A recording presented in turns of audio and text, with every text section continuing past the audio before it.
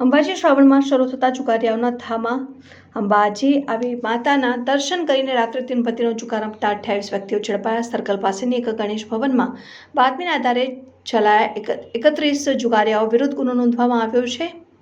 કુલ 10 લાખ રૂપિયાની કિંમતના મુદ્દામાલ સાથે પકડી પાડી એફઆઈઆર નોંધી કાયદેસરની કાર્યવાહી હાથ ધરાઈ છે.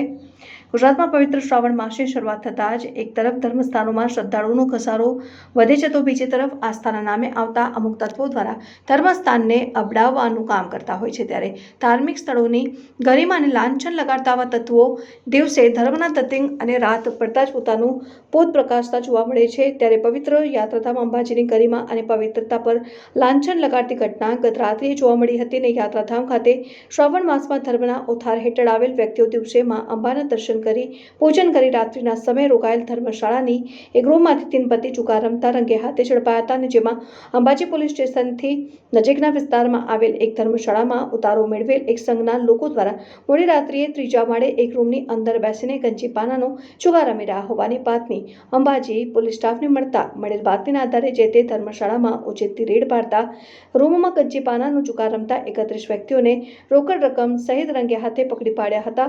ત્યારે પકડાયેલ તમામ ઈસમો ઊંઝા ગામના વતની અને સંઘને લઈને આવેલ હોવાનું માલુમ પડ્યું હતું.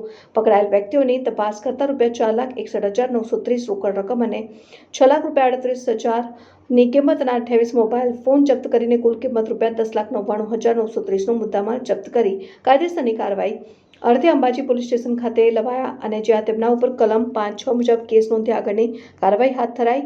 રિપોર્ટર જીતેન્દ્ર કુમાર રાવલ, ન્યૂઝ ઝુલ્મ કે આવાઝ ન્યૂઝ.